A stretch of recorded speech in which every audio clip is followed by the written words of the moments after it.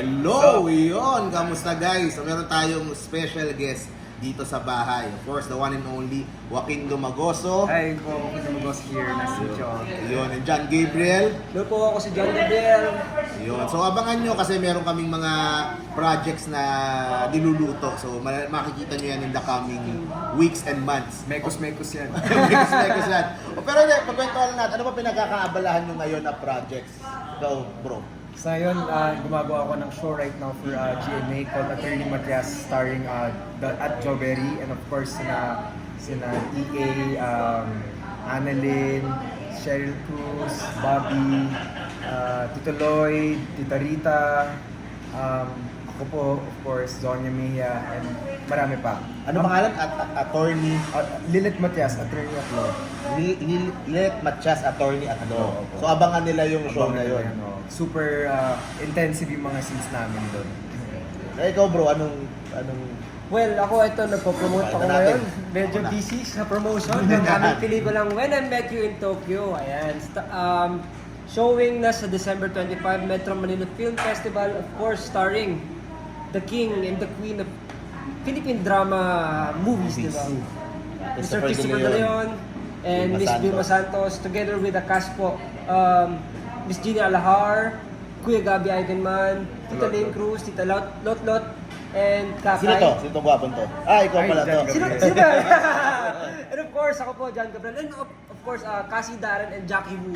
Yan. Yan. Sa MMFF to. Opo, MMFF. Yun. So yan. So, Kaya panay promo din sila Yeah, everywhere. Sobrang busy din. Everywhere. Okay, pagkwentuhan lang din natin, of course. Siyempre yung sa dad mo, di ba? Siyempre busy siya. Meron din siyang Black Rider ngayon. Grabe. Ayun. Tuloy-tuloy pa rin sila kumukuha. Ang daming artist. Kinuha na rin yung papa ko. Swerte rin sila doon. Kasi Black. papa ko swerte kasi nakabalik siya hindi lang sa pag-hosting, pero pati na rin sa pag-acting niya. So anong feeling mo na yun sa balik teleserye yung dad mo? Dati ikaw lang nagte-teleserye, ngayon pati siya teleserye na din. Actually happy ako kasi dahil sa kanya nakapasok din ako sa Black Rider. Kailangan nila ng anak ni Chagong Dulas eh. Kaya sino ba naman na kukunin nilang anak? Kundi ako. Nga, lalayo ka pa. So, Siyempre, ano pangalan ng may character may niya? alalay din rin. Ayun! So, kailangan nilang abangan yung character ni Chagong Dulas. Chagong Dulas. Kasi, Kasi siya ang pinakamadulas. Lagi siyang Pinakamadulas. nakakatakas. Siya yung parang lead ng organization niya. Siya yung nagtatulong sa parang Robin Hood, kumbaga. Robin Hood ng lugar nila. so, anong feeling nyo na yung Black Rider? Lumalaban eh. Mga ang ganda. Mga sa ratings, lumalaban yung Black Rider ngayon. So, wala pa si parating pa lang, di ba? Parating pa lang. So, anong feeling nyo na medyo maganda naman yung reception ngayon sa Black Rider? Super happy ako kasi marami akong kaibigan na sa Black Rider ngayon. Si Xavier Ramos, si Joaquin Manansala, Yeah. marami sila. And super happy ako sa mga brothers ko na they're showing their talents. Lalo na si Xavier Ramos kasi kitang-kita mga husay na actor siya na binigyan siya ng role na para sa kanya talaga.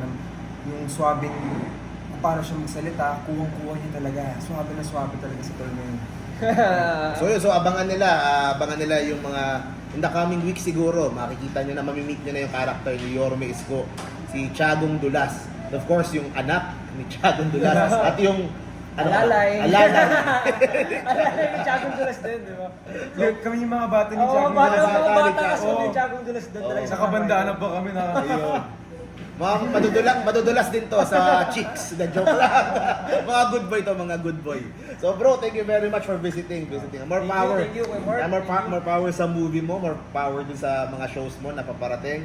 And yun, thank you very much guys. Thank you. Ayan, see you po. Abangan nyo po, may mga paparating na projects kami coming very soon. It's cooking. Bye-bye. Thank you, Insan.